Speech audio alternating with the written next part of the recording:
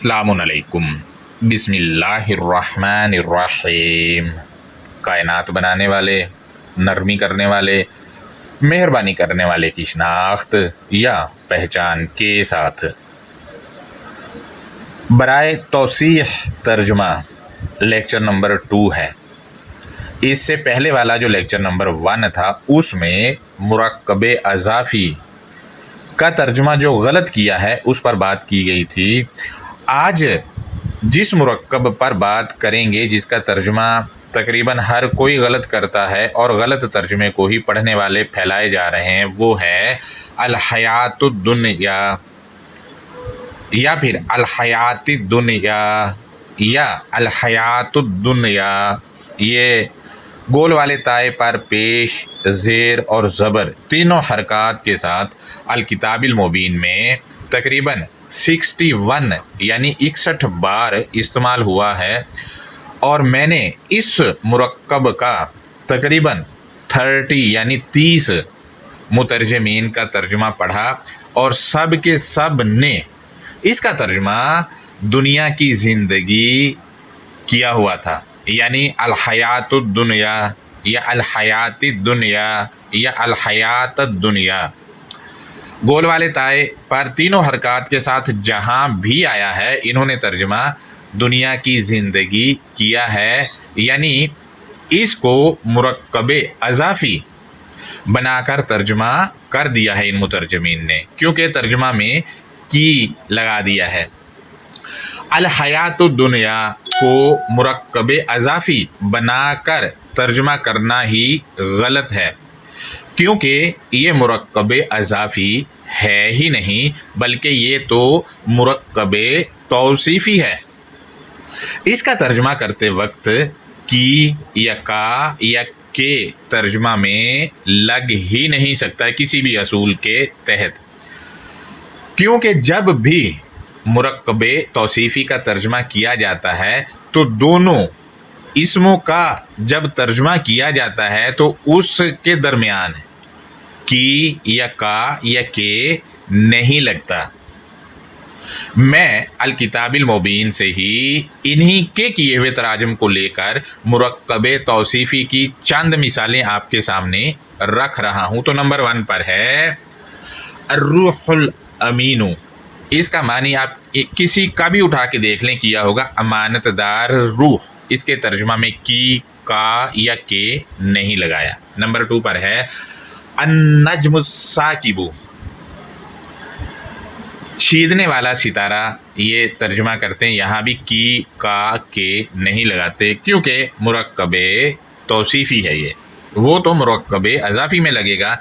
Number 3 पर है अर्रीहुल अकीमु, बांझ हवा। यहाँ भी की, का, के नहीं लगाया है। इसी तरह नंबर 4 पर है अल किताबिल मुबीनी, वाज़े किताब, यहाँ भी नहीं लगाते हैं। नंबर 5 पर है अल बालादुल अमीनु, अमन वाला शहर, इसका तर्जुमा किया जाता है। और इसी तरह अल कुरआनुल हकीमु में भी की, का, के नहीं लगाते और तर्जुमा सीधा ही सीधा जो बनता है असूल के मुताबिक हिकमत वाला कुरान करते हैं। दोस्तों, अल किताबिल मुबीन में से मैंने मुरक्कबे तौसीफ़ी की ये 6-7 मिसालें आपके सामने शेयर की हैं और इन्होंने ही इसका तर्जुमा किया है। और यहाँ इनका तर्जुमा और भी अल किताबिल मुबीन भरी पड़ी है मुरक्कबे तौसीफ़ी से। आप देखें कहीं पर भी तर्जुमा में की नहीं लगाया, ना के लगाया है, यहाँ लगाते हैं। उसकी वजह कि इनका कॉन्सेप्ट है कि एक तो मरने के बाद वाली ज़िंदगी और एक दुनिया वाली ज़िंदगी है। जब ये इनका कॉन्सेप्ट तर्जुमा करते वक्त माइंड में होता है तो फिर अपने कॉन्सेप्ट को लिखते हैं, तर्जुमा को नहीं लिखते, तो मुरक्कबे अज़ाफ़ी बना देते हैं इसको। जबकि अल हयातुद्दुन्या या अल हयातिद्दुन्या या अल हयातुद्दुन्या जहाँ भी आया है अल किताबिल मुबीन में मुरक्कबे तौसीफ़ी है, तर्जुमा में की लग ही नहीं सकता है, ये लगा देते हैं, जो कि अरेबिक कवायद के मुताबिक बिल्कुल गलत है, बिल्कुल बिल्कुल गलत है। दूसरा पॉइंट ये है कि ये तर्जुमा करते वक्त کی تو لگاتے ہی لگاتے ہیں جو کہ غلط ہے، اور دوسرا غلط کام یہ لوگ یہ کرتے ہیں کہ الحیاتو، الحیاتی، الحیاتا کا معنی تو زندگی کر دیتے ہیں، لیکن الدنیا کا معنی یہ لوگ کرتے ہی نہیں ہیں، ترجمہ میں دنیا ہی لکھ دیتے ہیں۔ اب آپ خود سوچیں، جب ترجمہ ہی نہیں کیا، لفظ کا اور لفظ ہی ترجمہ میں لکھ دیا، تو کیا خاک سمجھ آئے گی کہ کیا کہہ رہی ہے کتاب دینے والی ہستی؟ آ ہی نہیں سکتی۔ اور سونے پر سہاگا پھر مرکب توصیفی کو توڑ کر مرکب اضافی بنا دیتے ہیں، دو غلطیاں۔ لہذا الدنیا کا معنی یہ لوگ نہیں کرتے، کیونکہ وہ بھی نظریہ ہے ان کا، نظریے کو یہ پھر آیات پر تھوپتے ہیں یا مرکبات پر تھوپتے ہیں۔ آج کے لیکچر میں ان دونوں اسموں کا میں آپ سے معنی شیئر کروں گا، اور معنی حروف اصلیہ کو لے کر ہے۔ مثال کے طور پر نمبر 1 پر ہے الحیاتو، اس کا حروف اصلیہ حیا یا ہے، اور اس کے معنی نمبر 1 پر بنتے ہیں زندگی، نمبر 2 پر بنتے ہیں خوشحالی، اور نمبر 3 پر بنتے ہیں آباد کاری۔ یہ خوشحالی اور آباد کاری جہاں یہ مرکب آیا ہے الموت کی اپوزٹ، الموت کے اپوزٹ الحیاتو یا الحیاتی یا الحیاتا آیا ہے، وہاں ہوں گے، اور زندگی اس کے معنی ڈکشنری کے مطابق ہے۔ لہذا نمبر 2 ہے الدنیا، اس کا حروف اصلیہ دانوا ہے۔ حروف اصلیہ روٹ ورڈ کو کہتے ہیں، دانوا کے حروف اصلیہ یعنی روٹ ورڈ سے ہے، اور اس کے معنی ہے قریب تر، دوسرے معنی ہے نزدیک تر۔ یہ تو ڈکشنری کے مطابق معنی ہے۔ اگر ہم اس کے معنی آیت کے سباق اور سیاق کو مد نظر رکھ کر الکتاب المبین سے دیکھیں تو معنی بنتے ہیں پست، کم تر، پیسے ہوئے، یا ثانوی حیثیت کو الدنیا کہا جاتا ہے۔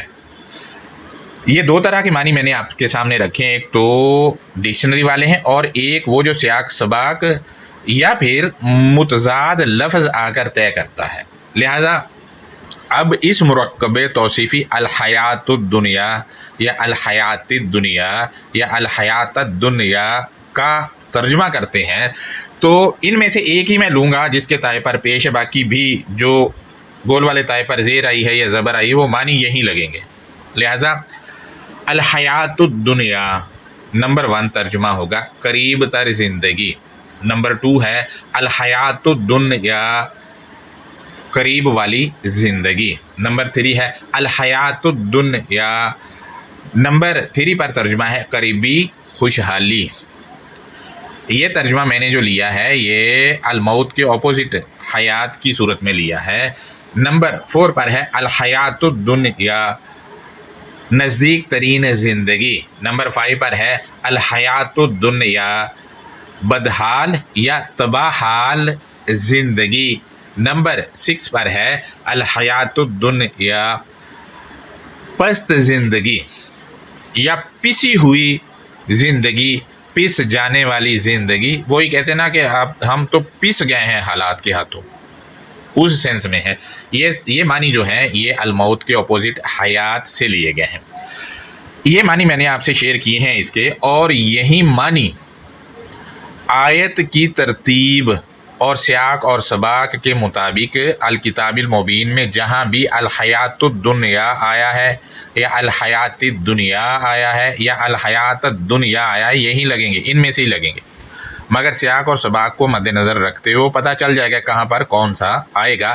لیکن اس کے معنی دنیا کی زندگی نہیں ہے، یہ مرکب اضافی نہیں ہے، یہ مرکب توصیفی ہے، اور مرکب توصیفی کا ترجمہ میں کی، کا، کے وغیرہ نہیں لگتا، جیسا کہ میں نے اوپر مثالیں بھی دی تھی۔ آپ دیکھیں، ایک تو ان مترجمین نے ترجمہ غلط کیا ہے، اور پھر اسی غلط تراجم کو لے کر ہمارے جو عام لوگ ہیں جو عربی قواعد کو نہیں جانتے، مترجمین جنہوں نے تراجم کیے وہ تو جانتے ہیں، انہوں نے ترجمہ غلط کر دیا قواعد کو مد نظر رکھتے ہوئے بھی۔ جب وہ جانتے تھے ترجمہ غلط کیا، تو جو ہمارے معصوم لوگ وہ قواعد نہیں جانتے، وہ انہی کے بھروسے پر ہیں، تو وہ ان کو غلط تراجم ان لوگوں نے ترجمہ کرنے والوں نے پڑھا دی، اور وہ غلط تراجم پر ہی یقین رکھے ہوئے ہیں، اور غلط تراجم کو ہی کاپی پیسٹ کیے جا رہے ہیں۔ جبکہ الکتاب المبین کہتی ہے کہ اندھے بہرے ہو کر آیات پر نہیں گرنا۔ مترجم نے ایک بار غلطی کی اور ہر پڑھنے والا اس کو ٹھیک مان کر شیئر کیے جا رہا ہے، یعنی بنیاد جو رکھی غلطی کی وہ مترجم نے رکھی، اور باقی بیچارے تو معصوم جن کو قواعد کا نہیں پتہ وہ شیئر کیے جا رہے ہیں۔ زیادہ مجرمین جو ہیں وہ مترجم ہیں، پھر اس کو چیک نہ کرنے والے اور آگے فارورڈ کرنے والے وہ بھی اتنے ہی مجرم ہیں۔ اب ایک لفظ کی لگا دینا اور کی ہٹا دینا، اس سے پورا مفہوم ہی بدل جاتا ہے اور کانسیپٹ ہی بدل جاتا ہے، کانسیپٹ ہی مرکب کا یا آیت کا بدل جاتا ہے۔ اب جب ٹھیک چیز ہی نہیں پہنچے گی لوگوں تک تو وہ تو پھر غلط کریں گے، اور انہی غلط تراجم کو لے کر ملحدین سوالات اٹھائے جا رہے ہیں، اور وہاں یہ لوگ مترجمین جو ہیں وہ جاتے نہیں ہیں، جا کر ان کا فیس نہیں کر پاتے ان کو کہ بتائیں کہ ترجمہ غلط ہے، اور جائیں بھی کیسے، کیونکہ ترجمہ غلط کر لیا۔ مثال کے طور پر شفیع عثمانی صاحب نے ترجمہ غلط کر دیا ہے تو ان کا بیٹا جو ہے تقی عثمانی وہ کیسے اپنے ابا کے ترجمہ کو غلط کہہ دے گا؟ سوال ہی پیدا نہیں ہوتا۔ اسی طرح اکابرین جو محدث ہیں یا تبری وغیرہ ہیں یا دوسرے تفسیر لکھنے والے، انہوں نے ترجمہ غلط کر دی تو یہ غلط تھوڑی کہہ سکیں گے، ان کو سوال ہی پیدا نہیں ہوتا غلط کہہ سکیں گے، کیونکہ غلط کہہ دیں پوری چین ہی ٹوٹ جائے گی۔ تو کہنے کا مقصد یہ ہے کہ الحیات الدنیا کا معنی ان لوگوں نے دنیا کی زندگی غلط کیا ہے، اور غلط کرنے کی وجہ سے پوری الکتاب المبین کا کانسیپٹ ہی بدل کے رکھ دیا، اپنے عقیدہ کے تابع کر دیا الکتاب المبین کو۔ لہٰذا اگلا لیکچر جو تھیری کریں گے تو اس میں ایک دوسرے مرکب کو آپ کے سامنے رکھوں گا اور آپ کو بتاؤں گا کہ انہوں نے اس کا کیا حشر کیا ہے۔ اس لیکچر کو زیادہ سے زیادہ شیئر کریں تاکہ ان لوگوں کے کانوں تک آواز پہنچے، یا وہ لوگ جو مدرسہ میں پڑھنے والے ہمارے بچے ہیں ان تک یہ آواز پہنچے اور وہ درست ترجمہ کرنے کی کوشش کریں، تاکہ آنے والے 10-20 سال میں کم سے کم تراجم درست ہوں اور ملحدین سے تو جان چھوٹے۔ اللہ حافظ، اپنا بہت زیادہ خیال رکھیں۔